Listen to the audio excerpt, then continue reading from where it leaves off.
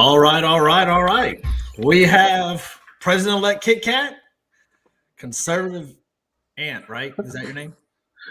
Yeah. Did we get that right? And then we got the one and only Mr. Gene Ho. Oh my goodness. How you This doing, is my great. Oh my goodness. I love it.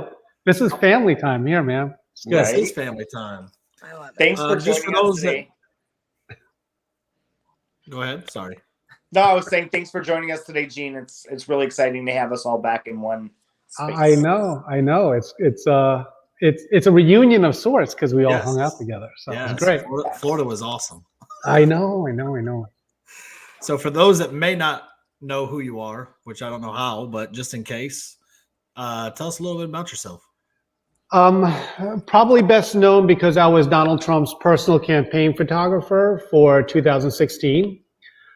In 2020, I was Donald Trump Jr.'s photographer for the campaign. And right now, Diamond and Silk's photographer, and also on tour with Michael Flynn. So I'm on his tour, speaking there, and also running for mayor. We'll talk about that later, but a lot of stuff going on.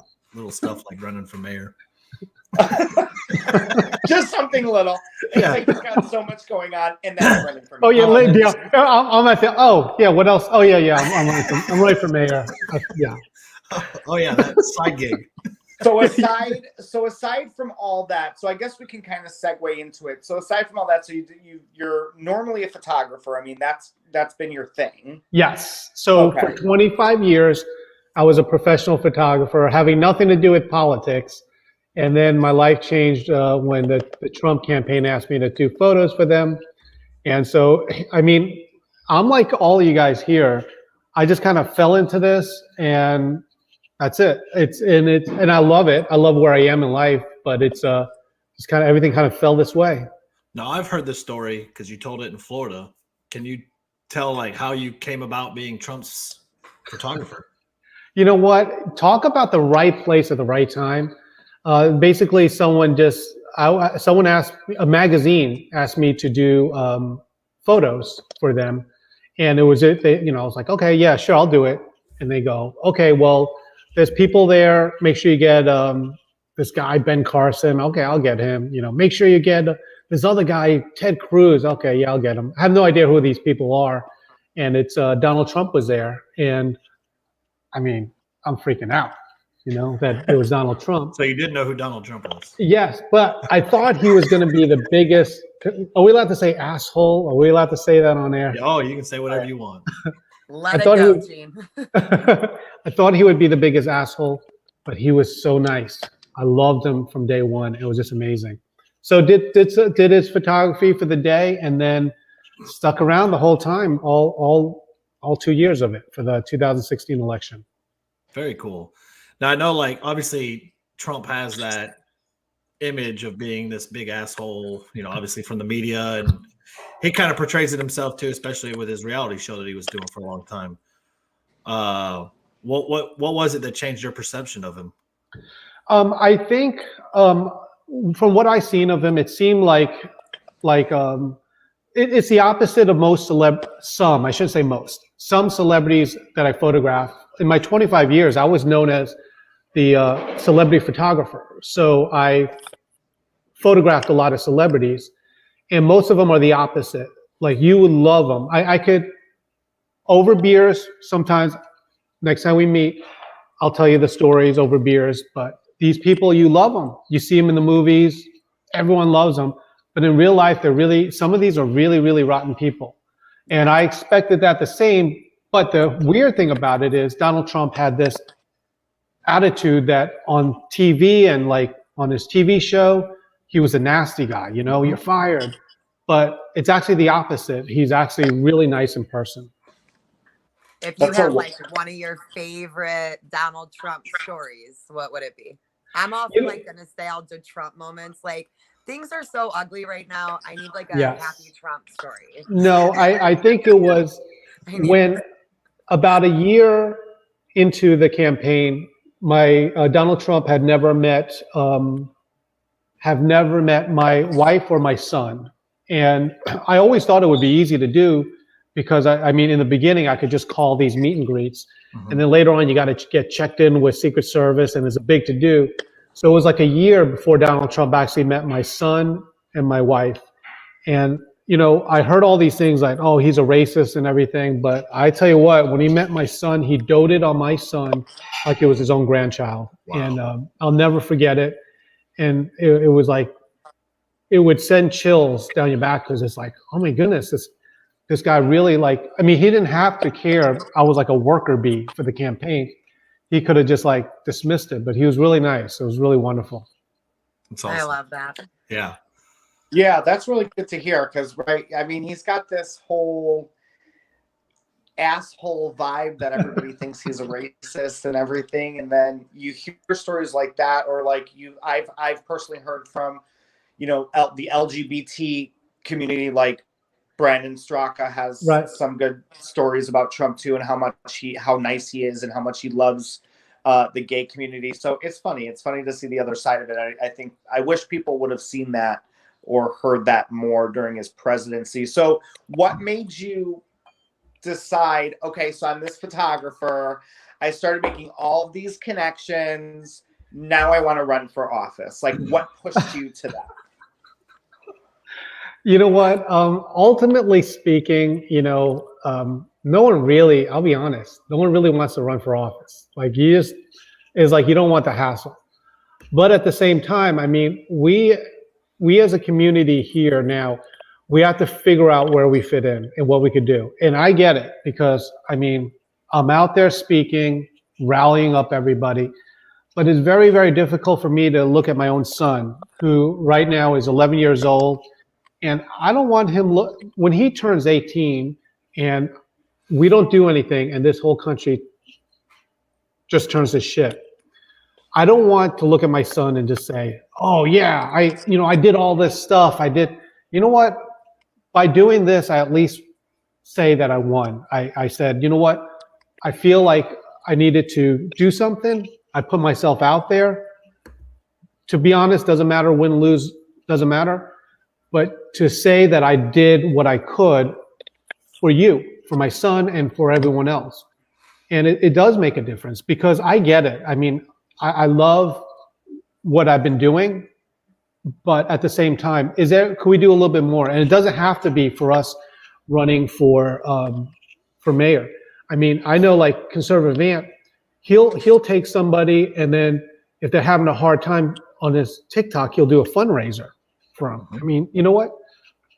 That's within his scope. I'll be honest, my following on TikTok is not as big as Conservative Ant, but like, he has that. So that's what he chooses to do. And it's all of us saying, okay, where can I fit in to this to make America great, really? Yeah. Yeah, because we all have jobs, and that's how I feel. Like, from people who are running from office to people who just want to scream and shout and yell with signs to people who are willing to go to war for it. I mean, it takes leadership all the way down to the worker bees to everything in order for it to work.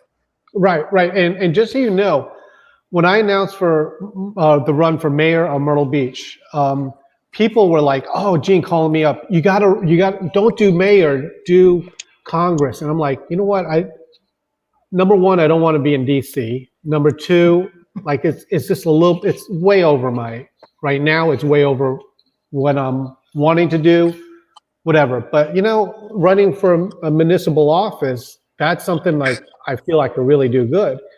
And so everyone's going to pick something different. And politics is not for everyone. No one really wants to do it. You guys know it. No one really wants, at least I mean, I do want to help my community, but really, who wants to put themselves out there and then have hit pieces written on me, you know, all this stuff? No one really wants it, but it's necessary for us to go out of our comfort zone. That's exactly what we've been talking about. Everybody, because I mean, we're all gonna have to get uncomfortable in order for anything to change. So, you know, even for what you're doing, Kat and Tex are like really big, especially I know Tex has taught me a lot about grassroots kind of people, everyday Americans running for all different types of office, public office, school boards. So it's really important, and it's, it's motivating to see, Eugene like running for something to, like you said, want to pretty much save America. Look, make America great is not Trump's. It's what we want America to be. Like, we want it to be great. So like Kat said, adding all of those different elements, it really is what makes America great. So what have you, so I know that you said you had nothing that you really, or like you didn't really know what you were doing getting into it. So is it something that like people have picked you up and lifted you and helped you out along the way? What does that look like? Yeah, you know what? It was, I'm revealing my soul here, but it was very difficult at first because you don't even know what to do. And the thing was, when I first did this, I think I raised approximately $10,000 to start off with in like $5, $10, $25 donations. And then when we went to report it, I was informed, oh, you don't have the occupations for these people. So like, oh my goodness. So then we have to contact everyone else again. What is your occupation? And the system makes it so difficult for the average person to run for office. It's almost designed to keep you in the dark. And as a person, I saw that firsthand. But now that I did it and we're ready to go, and we're fine now. But now that I did it, I think the main benefit is for me to just tell other people, guys, anyone can do it. Before all this, my first job was working for Burger King. And so like, if I can go from that to being a mayor, working for Burger King, then anyone can do it. And it's designed to keep you like, what's your net worth? It's not like that. It's you going out there, setting it up legally with the FEC, and then just asking your friends and say, listen, I think I can make a difference. If you like to donate some money, that's cool. If not, that's cool.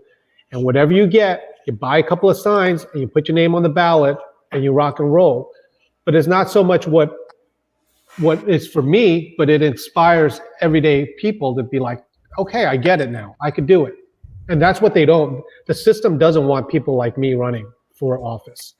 No, and I know that's why I always try to like push people like that more, because it's become this race over money instead of a race over who the person really is and what their policies are and how they want to change things. It's, they didn't raise enough money, so they can't do this. That's exactly it. I was having a conversation with my county judge last week, I think, and I was asking about one, like, obviously we see what's going on with Texas Democrats fleeing the state. They're still staying out of state because they're going to get arrested if they come back in. And so that was my question to him was like, how is it that like someone like myself can run? And he's like, you can't. Like, you, as somebody that's employed by somebody, you can't, because almost all those Democrats and the Republicans are self-employed. So they can work anywhere. They can run their business from other words, and they're rich. Like my state representative, he bought a house down in Austin, which the average price in Austin is $500,000. That's average. And then he's got a house up here in the district so that he can continue to run. And our state reps only make $7,200 per session. So that's every odd year. Well, then he's involved in committees and all that stuff, and they only pay like, I think it's $250 per diem a day that he's involved with all the committees, which doesn't make any money when you break it down for what he's paying for his mortgages here. But he owns a radio station, so he's a millionaire. He doesn't have to worry about it. And it's just all about the power. It's all about, for most of these people. And so it does keep someone like myself, because if I got called into a special session like twice now, I'd probably end up being fired from my job, because now that's 60 days out of work that I'm not working because I'm in a session. And then you go every odd year that I'm in for 120 days, 180 days, that someone like myself can't run for state level or higher, obviously. No. And I totally agree with that. You have to remember, I'm the one that everyone wanted to run, at least people wanted to run for U.S. Congress. That's just, I'll be honest, it's just not me. Number one, like, I don't like DC at all. I don't want to live there. I don't want anything to do with it. So I get it, but the thing is like, and that's what we're all doing. We're activists. We all ask ourselves, what can we do? Where can we support? What can we do to fill in? And it's going to be different for every single person.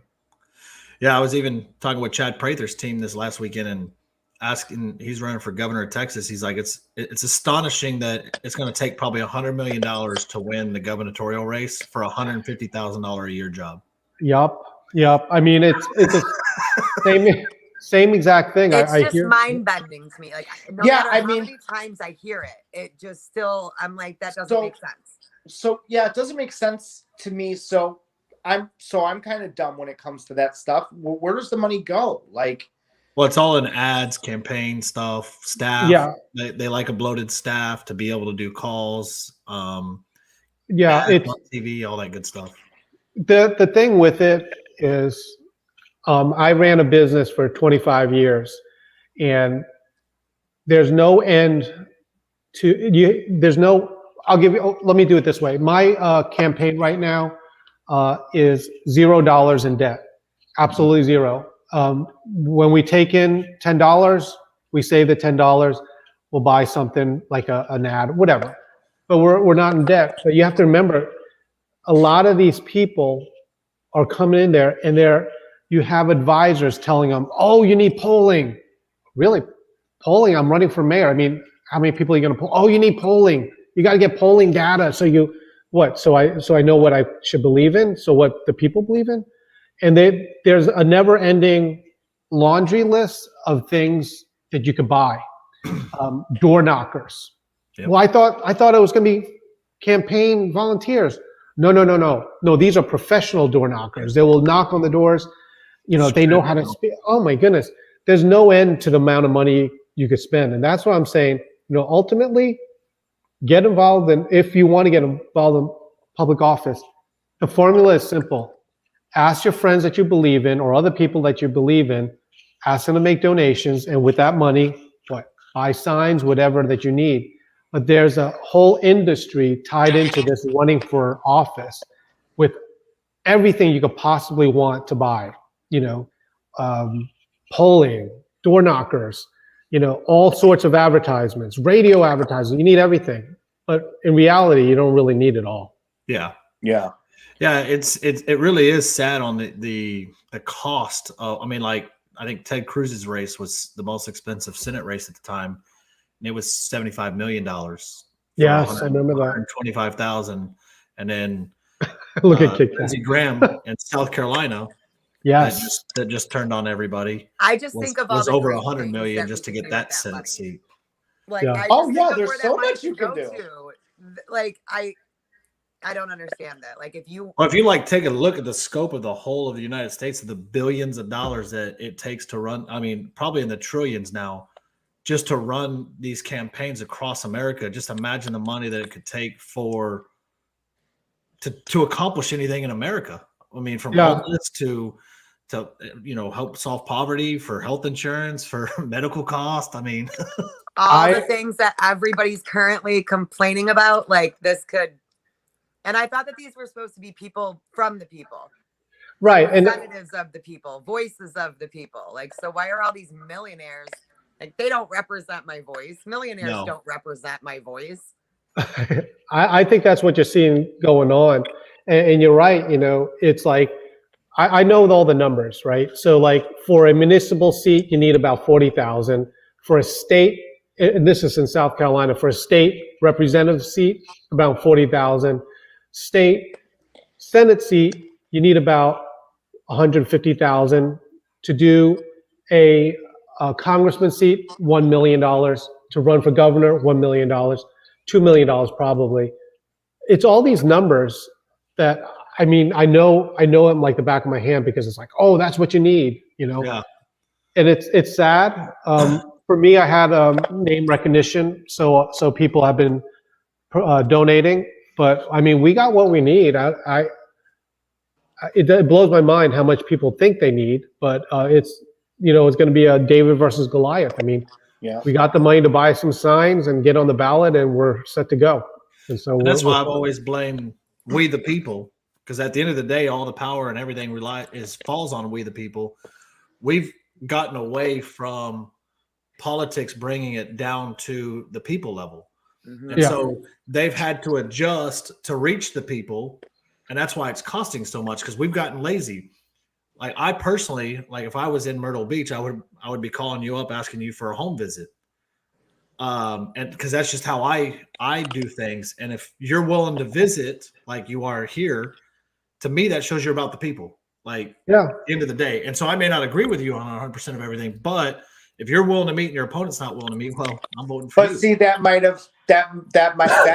that's what might have swayed you to vote for him if you lived in exactly. No, it does. Yeah. It absolutely does. The fact that he came on, a homegrown podcast, or came to your house or met you for coffee or whiskey or whatever. Just personally. Well, that's what, like with Chad Prather. I mean, with him coming on here as a Texas gubernatorial candidate, willing to come on this tiny podcast to get his name out and allow us to interview him and ask any questions, unscripted and everything.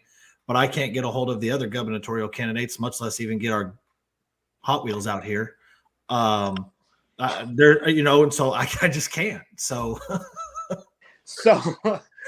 Gene, so tell me some of the key points that you are focused on in this election for mayor. Like, what are some things that Myrtle Beach needs that you're really fighting for?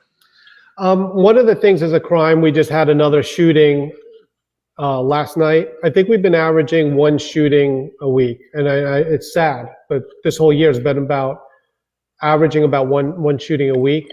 But it's, for me, that's simple. It's a no tolerance crime. But besides that, one of the things I want to do is basically bring transparency back into our home. One of the things that I'm going to do, and I love it because the best thing about the internet, I say it and I get elected, and if I don't do it, I'm going to be out of office, because there's going to be so many videos of me saying, oh, I'm going to do this. But I'm going to, I already figured it out. I'm going to go to Lowe's, and I'm going to get a picnic bench. It costs $149. I'm going to put it in front of City Hall, and that's where my office is going to be. So when I go into office, I'm going to just sit in a picnic bench, and then people could come up and ask me questions or ask me to do things, but that's where I'll be. I'm not going to be in my office. My office is going to be a picnic bench. Awesome. And the thing that I think I love that. As someone who I was looking at you, Kat, because I know you would love that. Yeah, because Gretsch doesn't even have that kind of office. My elected officials aren't even in their offices, so I think in a different state. I think it'd be cool, and I think what's going to happen is we're not going to agree with everything with every person, but I think that if people say, listen, you want the tax dollars to go to this, but you could try to convince me, and I might do it, but let me tell you at least why I feel like we can't. Then people will at least support what they don't agree with, because we gave them the time and I explained to them, or they could convince me the opposite way. The other thing that I'm going to do, which is really interesting, I don't know if you guys ever seen a city council meeting before, but I saw it, and I don't know how in the world anyone sits through that. They're like very, very boring. That's a fact. They are boring. County meeting the same way too. So. I went online to see it the other day. I was like, oh no. Make it stop. Make it stop. Yeah, make it stop. Yeah. But at the same time, I understand why it's necessary. But I got a great idea, because people go there, and then the city council members, they really don't tell you how you're going to vote, but they know a week before what they're going to do. Basically, a week before, I say, listen, on A, B, and C, I'm going to vote yes, and then B, no, and then C, no. That's what I'm going to do. Next week's a vote. Change my mind. I'm at the picnic bench. We'll talk about it, but that's what I'm going to do. Love it. People don't. Gosh, I love it. Oh, I do love it.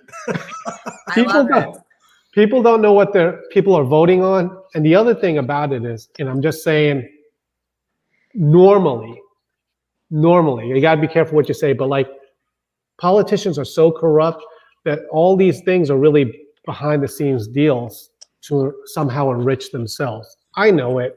We all know it. So if you could just be open about it, and to the public be open about it, and it should make everything better by doing it that way. So are you going to do any canned emails is what somebody's asking. What's a canned email? Like just a standard reply, oh, type of email. You know what? I think the best thing about it is the more open I think you could be to people, the better. We're about to send out an email blast because we got some campaign stuff going on. So yeah, I use constant contact and all this stuff.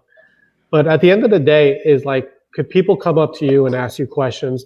And it's the best thing with this because now there's no way I can lie about what I'm saying because I get into office and I'm cooked if I don't do it within within the first 2 weeks, 3 weeks, if I don't go to Lowe's and get my picnic table, people, oh, you didn't, look at all his promises. I'm going to be really upset.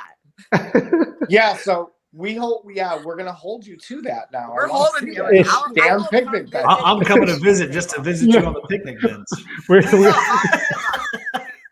gonna do. Yeah, we're gonna do shots at the picnic bench. I'll bring you a little plant. Okay. Yeah. I think it's a good idea. I think it's a brilliant idea. I do. I think the citizens of Myrtle Beach will be ecstatic, or they should be, to have a mayor that's willing to be literally in the public. Yeah. Yeah, we need to bring that back. Like town halls need to be brought back, not on the internet. Like you need to physically go and be with people and look at people physically. Like we're all way too disconnected, and you have to bring back that sense of community, and it's that grassroots sense of community, that small town sense of community where you're right there with each other. Well, people need that now too. Look at this. Someone says start a GoFundMe for his bench. You got volunteers for raising money. You got volunteers to come build it. You got a lot going on here. Wow. Yeah, I will come build it. Woody, and I'll tell you, Woody can build some stuff. So I'll tell you, I think that in this polarized environment that we're living in right now, with people feeling that all higher officials are just telling you what to do in these ivory towers, like you have to mask your kids, you're going to need vaccination cards to eat at restaurants, you might lose your business, we're going on lockdowns again. To have somebody hone in on the community and being like, okay, I'm sitting down and having a conversation with you. What's up? What's bothering me? What's bothering you? What do we need to change in Myrtle Beach? I think that I'm all for it. I think that we need to build benches all over the United States. I'm going to start setting up picnic tables everywhere. Well, I guess to give you some tough questions here, as since Ant brought up vaccine cards and obviously with the lockdowns and everything, how would Mayor Gene Ho handle vaccination cards, passports, whatever you want to call them? Yeah, you know what? It's like this. Do we really need someone to mandate how you take care of your family? I think, you know what? This is good. Ant had the best TikTok because he says, listen, this is Ant speaking. I'm not anti-vax. I'm vaxxed everything. I'm just anti you giving me the ouchie, as he says. Yeah. That's the bottom line. That's the bottom line. I mean, Ant has a really good TikTok where he says that. He just says basically, I'm not anti-vax. I'm vaxxed. Fine. I'm vaxxed. But what we are, or most people are against, is don't force it on me. I mean, I'm doing my research. I'll be honest with it. I don't agree with it because I'm concerned about my health. I'm concerned about my health after I get it. That's what I'm concerned about. So, leave that decision to me. I don't get upset if someone's vaccinated or not vaccinated, but leave the choice to me, man. Don't force it upon me. Yeah. Now, how do you feel about the mask mandates for children in schools going on right now? I know that the school issue between mask mandates and CRT is two really, really big topics that is actually swaying a lot of moderates more right-leaning than left-leaning right now. So what's your viewpoint on all that? It's very simple. And, here's the thing. I put my money, so-called, where my mouth is. When my oldest son, during the COVID, the first time, he was a high school class of 2020. So he went through that where even for graduation, they were mandating masks for the people that went there. And we told our principal, which he went at the time to a private school, we told the principal that we as a family are prepared not to go to graduation. We would celebrate it on our own, but we made a stand for that. And then the school relented and say, listen, wear a mask if you want to wear a mask, that's fine. But I'm not a fan of dictating things to anybody. So I'm a big fan of letting people decide for themselves what is good or bad. But if you don't like it, you could do what I did. And now we homeschool our children. All my children are homeschooled. We feel great about that. And quite frankly, we feel like they're getting a superior education because of it. Yeah, I can see that. Kat, do you think that more people are gearing towards homeschooling their kids than ever before? I mean, I feel like I'm seeing it here in South Florida, even though we haven't done any of the mask mandates, really. I feel like the CRT alone is something that kind of... Yeah. I think that you guys are about to see a wave of angry mothers and the likes of which no one's ever seen before. I mean, you even have Dr. What's his name? This is so horrible that I don't remember his name. He was on with Mike Lindell tonight. Frank. Dr. Frank. Yep. I mean, most of Dr. Frank's coalition is angry mothers. Yeah. Soccer moms. I think that you're going to see a big pull from the public school system. We are removing our children if the mask mandate is in effect, and we're going to be homeschooling as well. And I know a lot of people that are. Yeah. And really quick, just another point on this, just as I'm telling people that running for public office, especially at the lower municipal level, is really not as hard as people think. It just looks scary. We're in the second year of homeschooling, and it is not as scary as people think, and is not what people think too. At least in South Carolina, it's mandated. We actually buy workbooks that our children have to fill out, and people check over to make sure we're good parents that are doing it. But it's not like what I thought homeschooling was like. We're a family barefoot and we're just like, in the woods and, just like, oh, what do you think about free range parenting?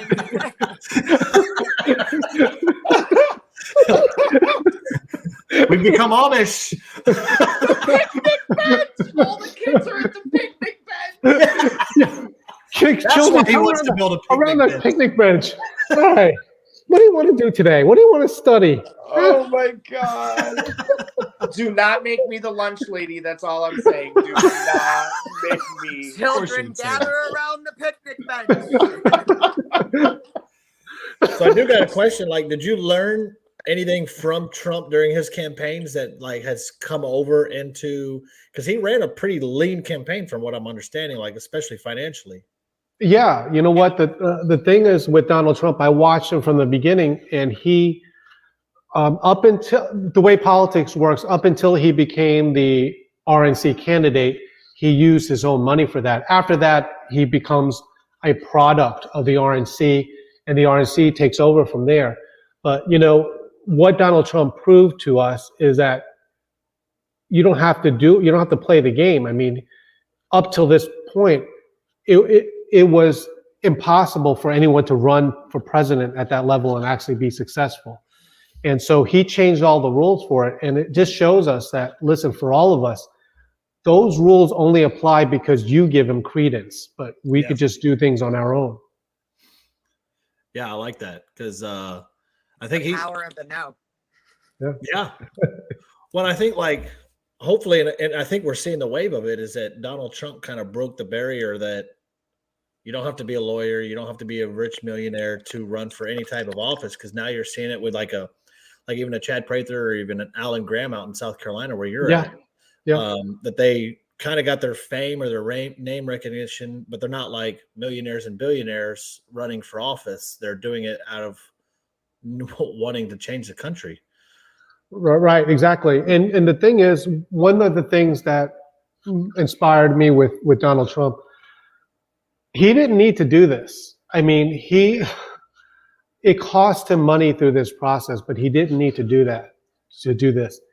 And it's the same thing with a lot of us. I mean, even with me running for this, I mean, it's a change of a lifestyle for me. Once I get into office, it's going to be totally different. And the thing is it should be proof enough, as with Donald Trump, that, hey, you know what, certain people want to do what's right for our family and for our future.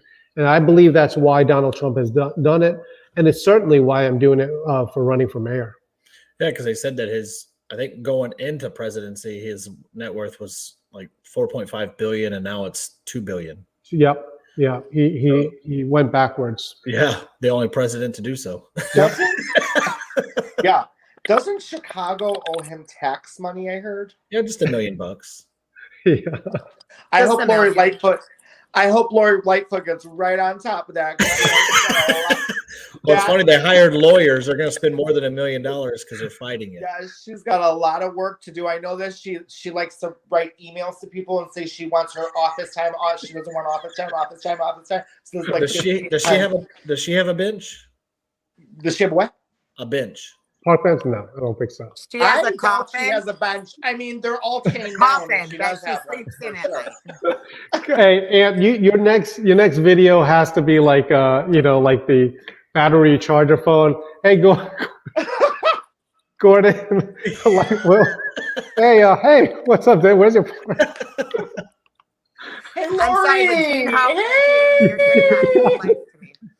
Jilly.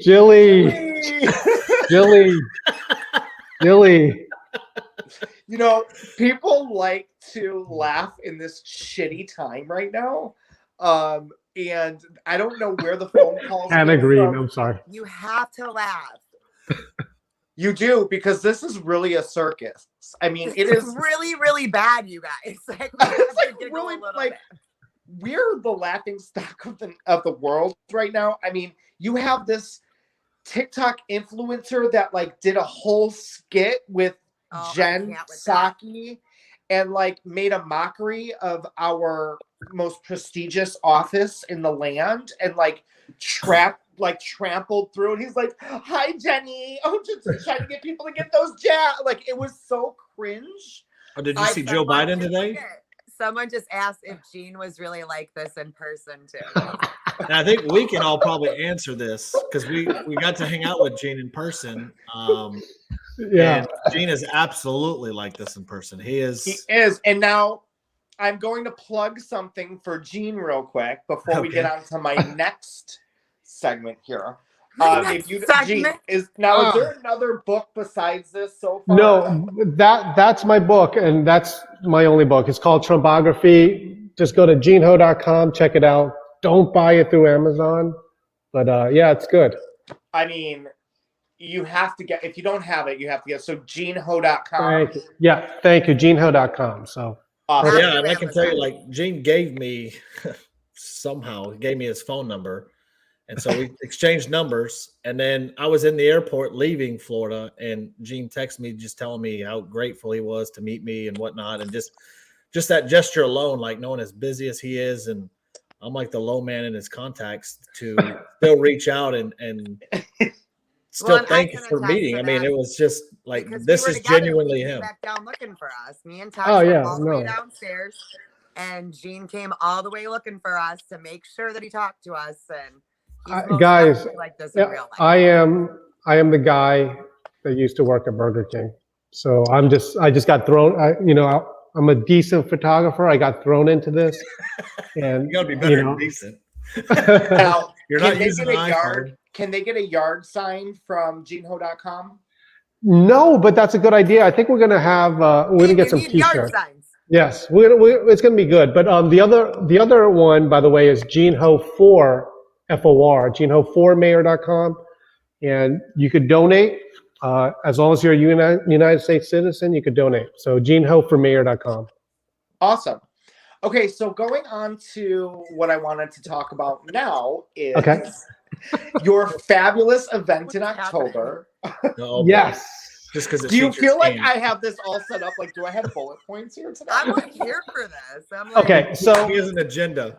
it is technically not my event. Someone else is putting it together. I just happen to be there, and I was like, "You got to get Conservative Ant. He's awesome." So it's going to be me, Conservative Ant, Diamond and Silk, and Kevin Sorbo, I believe. Yes. And there's other ones that we'll be announcing. I told Ant today or yesterday, but there's other people going to be, and this is going to be in Myrtle Beach. If you go to Pledge Allegiance. Pledge Allegiance tour. So PledgeAllegianceTour.com. Yes, you can get tickets. Yes, and if you follow Ant on Instagram, I think he posted it there too, and I'll be posting it there as well. Hey, Jake, I'll throw it up on my Instagram as well. Oh, that would be awesome. Yeah, absolutely. So anyway, it's going to be great. I'm sorry. I'm going to take the stage with Ant, and Diamond and Silk is going to be there. And Ant knows people that we can't announce right now, but it's going to be really big because there's other people going there. I know Ant's excited. You keep talking about this Ant guy. Who is he? I have no idea. Who the hell is Conservative Ant? Like, who is he? No, just kidding. He's not in the book. It's like Monty. Who is he? We could sell a lot of books that way. We're like, oh yeah, Ant's in it. So what kind of event? Because I've already got people reaching out to me. They want tickets for it. So what kind of event can people expect if they're going to this? Is it have to do with Myrtle Beach, or is it more of? No, it is a way for us to be jointly encouraged. So you're going to have me speaking there, Conservative Ants. Diamond and Silk. I mean, come on, Diamond and Silk is going to be there, and there's three actually very, very big, well-known names in the MAGA community that have already agreed to do it. We're just waiting for the last minute. But I mean, it's going to be good. It's going to be a fun time. There's going to be picture opportunities, so you could go there and meet some of them and get their picture taken with them. It's going to be great. Yeah, I'm so excited for you. Can we just like dote on Ant for 5 seconds? Because like, I'm so proud of you. Yes, like, absolutely. I'm so proud of you. I really, really am. I'm really proud of you. So, you know, he wins you over. He wins you over. I do. Well, definitely, it's going to be so it'll have to be a different kind of Ant. I don't think I can get on stage and do my Ant calls. I'll have to like have something a little bit your more. Your new giant blow-up phone. Yeah, I'll take the blow-up phone. So, Gene, you know the Ant. Ant's gonna get up there and lead a revolution, is what he's gonna do. We're trying to save America here. Exactly. So, Gene, you know what? Make sure you have the red carpet ready for Ant. He needs all red M&Ms. They think that I'm all I'm Hollywood. Bottled water. The tops have to already be pre-twisted. Yes, his contract said M&Ms, only green ones. This is weird. I don't know why. Weird. Green and money. Yes. Did you get him 5 hotel rooms? Because he's got to, every night that he's there, he's got to stay different. A different one. Yeah. Listen, I'm not really that drastic, but thanks. My friends are great. Thank you so much. You guys are amazing. We keep you humble. Yeah, you have to, right? For sure. Oh, we do. Are there any other events, Gene, that you have going on for your mayoral? Yes. Yeah. Well, we're going to have a couple other ones for the mayor's run, and I'm going to do a couple local events. But the other big thing that I'm doing is I'm on tour with General Flynn. So the next event I'm going to be at is this month in Grand Rapids, Michigan. Boy, the dates escaped me. I think 18th, 19th, 20th. Anyway, it's next weekend. What month was that in Grand Rapids? August. I'm in Michigan. Oh, you are? Yeah. Yes. She is. She's saving Michigan. So you could use her for your Grand Rapids. I'm in Michigan. We have to get together. I got it here somewhere. Me and you weren't able to exchange contact info, but you can get it from either text or I'll get it from whatever. Yeah. Or text. No, it's okay. We'll just go ahead and put Kat's number up on the screen. Yeah, so her number is hang on, give me just a second. And her address, Kat? by the way, in case you want to mail that invitation out, is Kat, Kenny, Kenny.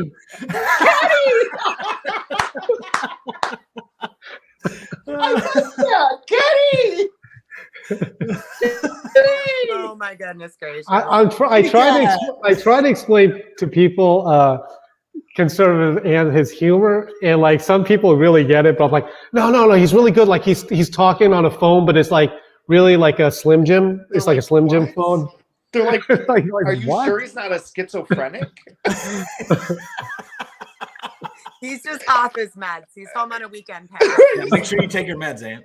He's talking on a Slim Jim. Gene, do you hear yourself, man?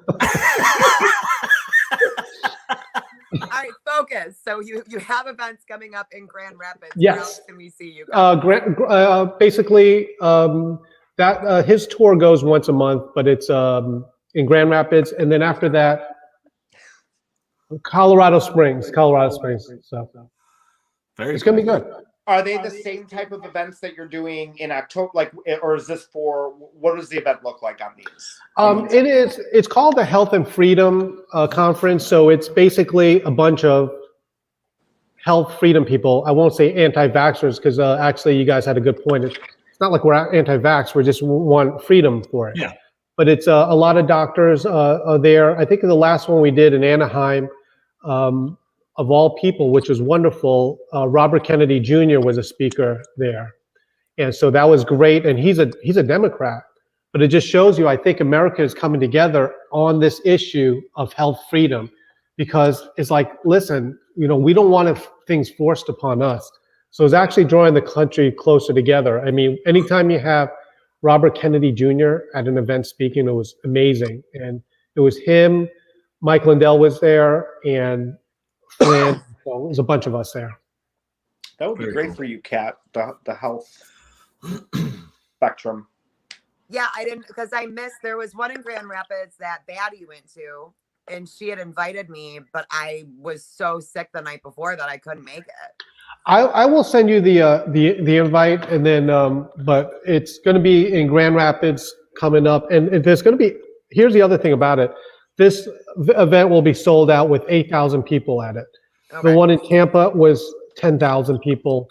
And so this is America coming together to be encouraged. And it's the same thing. And I'm not sure how many we're going to have in Myrtle Beach as a smaller location. But I mean, people want to go out there and talk to like-minded people and Well, be in Michigan, encouraged. I know that Michigan's turnouts are a lot bigger than what they're telling you that they are. Yes. Because I've seen people going to these, because for a while, like even Tex had brought it up to me, because one of Tex's favorite things about my state that he always brings up is that we like protested and stormed our capital because she wouldn't let us go to work. Like in the beginning of the pandemic, it made national news. Uh-huh. But I think now they're kind of hiding Michigan's reaction to some things and making it look like we're quiet, and we're definitely not. I mean, we had a protest at the Capitol the other day, and they showed maybe 50, 60 people because they filmed there for the first 10 minutes of the protest. Of course. Yeah. Not the rest of Right. it, where there were thousands outside of the Capitol. They're not showing that. Right. And it's the same thing with this. On some of my TikTok videos, I show the crowds that we were at. I mean, these places are packed. I mean, 10,000, 8,000, even the small ones are like 3,000 or 4,000 people going to these events. And the thing is, you're seeing none of this in the media. And Donald Trump is not even at these events, and they're being sold out like this. That's Well, awesome. people want to be together. Yeah. Like it's just so crazy right now that you feel like you need to be with your people and hold on to them as tight as you possibly can. Yeah, absolutely. It's just so funny because I just got back from Illinois, and I was in Michigan too. We have a family lake house in Michigan. It's great. It's amazing. Michigan is beautiful. So coming from neighboring Illinois, and just witnessing the people and the way just people act is compared to like either Texas or South Florida or whatever, is just so it's stark different, right? But what they're not showing are, like, my sister-in-law just sent me a Snapchat, and she's like, you have to see what's going on right now by my house. Huge rally for parents against masking their children. Ooh. Those are the ones I'm telling you, you are going to see that this is what's going to be that fire, right? I think We so. talked about this in Naples, we talked about this in Florida where we were like little fires, right? Like you start all these little fires in all these little areas, and then it's going to take one event, like the triggering event. This is going to be what it is. Yeah. Is the vaccinations, because this is not a political anything. Right. At all whatsoever. So it's not. See that hard divide. Because before this vaccine, there were people that are like straight up anti-vaxxers that were Democrats. I'm not, like Gene said in I did a video a while ago when this whole vaccine thing came up. Guys, I've had all of my vaccines besides this one. Like I grew up going to school, taking the vaccines you needed to go to school. There was no question about it. What is he saying now? No, you don't.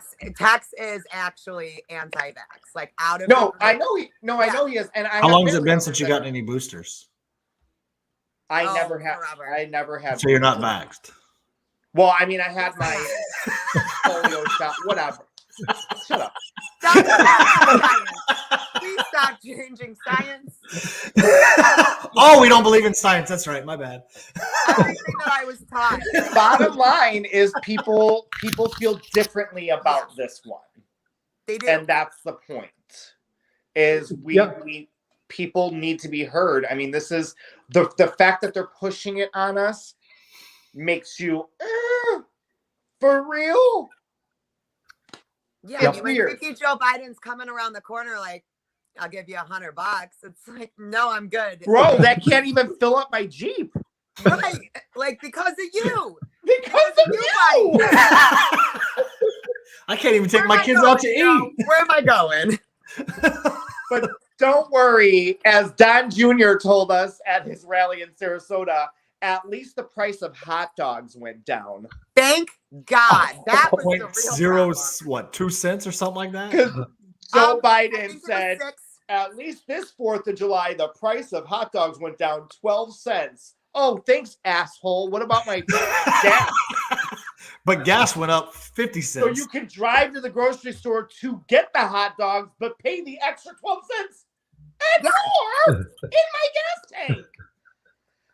You know what? I gotta give him a call. This is bullshit. Ant's looking for his phone, you know. Where's your sausage? Not that one. Well, I don't have the Obama phone, so. Did you see today though? How so they're walking up the walkway, right? Sidewalk. Joe Biden's in the middle. Secret Service guy here. Secret Service guy. Oh yeah. I saw that today. The sidewalk is perfectly planned out in an L shape. The guy in front of him keeps pointing to Biden like, hey, follow the sidewalk, buddy. Yeah, just follow the sidewalk, buddy. Oh, it was 5 or bad. 6 times showed him. He didn't. He followed the guy into the grass and was aimlessly walking around the grass. He almost went into the woods. Out of the White House. He almost went into the woods. He can't even walk on land. This was fun. I'm convinced he's an alien. He's dumb. I think when he gets home I at don't even night, want to talk to you right now. and he unzips his whole body, and he's just a bag of rocks. And then he hangs the body in the closet. No, it's Nancy Pelosi. And then Jill comes in, and she's like, "Hey, Joe. Hi, it's Dr. Jill. Do you want to put your skin on?"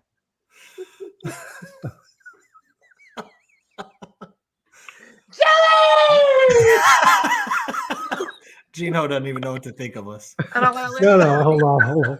Hey, you need the comedy. Gene likes this. Hey, Kelly. He got the red phone. Gilly. He's got the Gilly. red phone. Oh, I love it. I can't. I love it. So, Gene, when's your primary? It goes right. Basically, it goes right into the election. So right now, there's November 3rd, I believe, is the election. Oh, so you just have a flat election. You don't even. Yep, flat election. Yep. Okay. Yep. And what is the best way that we all can support you? Yeah. Thank you. Gene Ho. So you got my name there. Gene Ho 4 FOR Mayor.com. And like I said, it has been being done by $10, $25 donations. You know, chip in, help out, And that's how we want it. You know, we Text, want can it. we have that scroll on the bottom? Yeah, can we have a little scroll text? Thank you. You're welcome. Production. Come on. Back to you, Zach.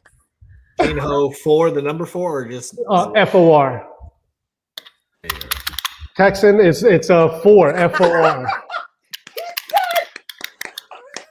All right, he's got it. He's got it. He's got it. You got it. Okay. Like, thanks.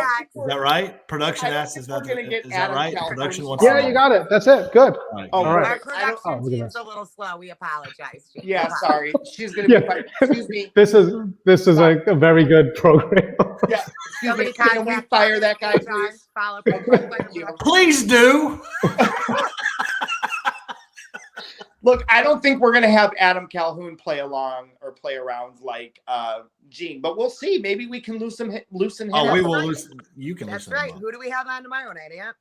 Tomorrow night we have Adam Calhoun. This is how shows go. Wow. Well, that got really official really fast. It was like, hello, Mr. Conservative Ant. Who do we have tomorrow? We have Adam next, Calhoun, Aunt? who is running for president. Now, who is Adam Calhoun? Because he's like conservative. I don't know who he is.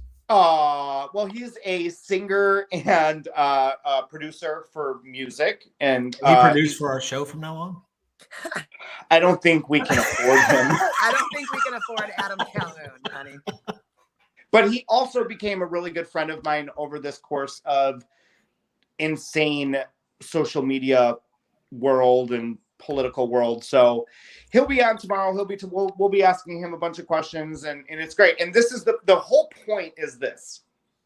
No matter where you are in the spectrum of popularity or celebrity or normal Joe to I don't want to use Joe, normal Greg from Idaho.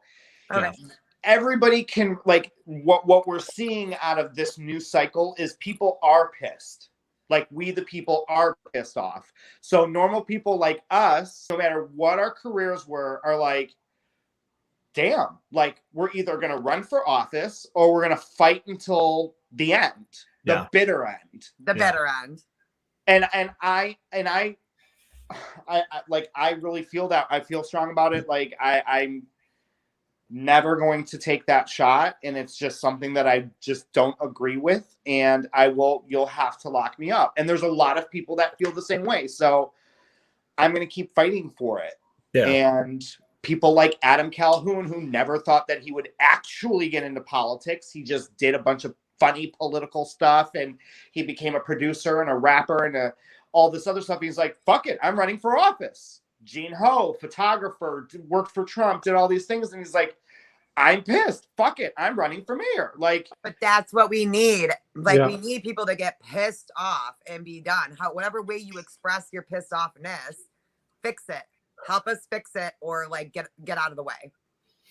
Well, I think that's where I appreciate people like a Gene Ho that's willing to essentially kind of put your career aside for a little bit to be mayor.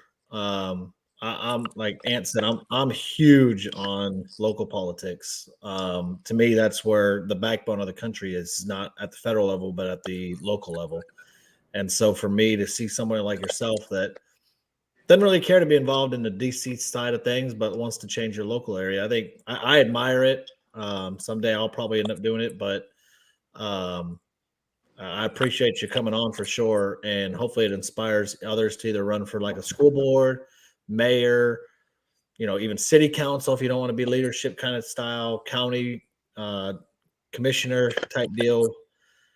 Hopefully this inspires more people like yourself and us to run. So I appreciate you doing it. And for school boards, you guys can be running for your school boards too. It's very, very, very easy. And at any given time, there's like 25 to 40 open seats in your county that no one is filling because no one runs for them. Yeah. And they're free seats. Like, those aren't seats that cost money to run for, and they matter. They do. They all matter. They all do. School board probably more than ever, in all honesty. I mean, with everything going on, we actually have somebody coming on, I think next week. She's right? Very heavily and impacting her school board. So that'll be a good one to tune into as well, that she's making changes locally in Illinois. and at her school board level. She's not running, but she's making changes and teaching people how to do it. So that's okay. You don't have to run. I realize that I have to wait. I think I have to live here for 2 years. I don't know if that's true for every branch. No, I'll have to look into Florida and what I can run for. But yeah, I mean, Barbie's running in Texas. Like, everybody's doing things and making moves. I really look forward to being with Eugene soon and helping. Will that be televised? No. And once again, I believe it's pledgeallegiancetour.com. So no I think it's pledgeallegiancetour.com. But get your tickets. It's going to be great. And then it won't be advertised or shown anywhere online? I don't think so right now. Not at this point, but you never know. Yeah. And if y'all can support Gene Ho for mayor, for anything, $5, $10, Yep.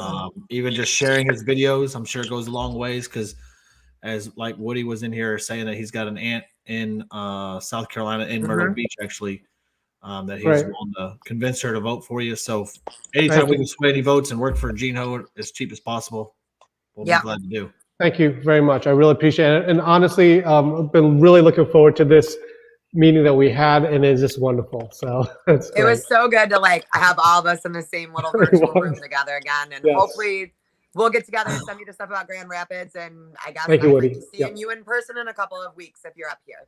Yep, absolutely. Thank you, guys. Yay! Bye, guys. Thank you. See y'all tomorrow with Adam Calhoun. Yes. Bye.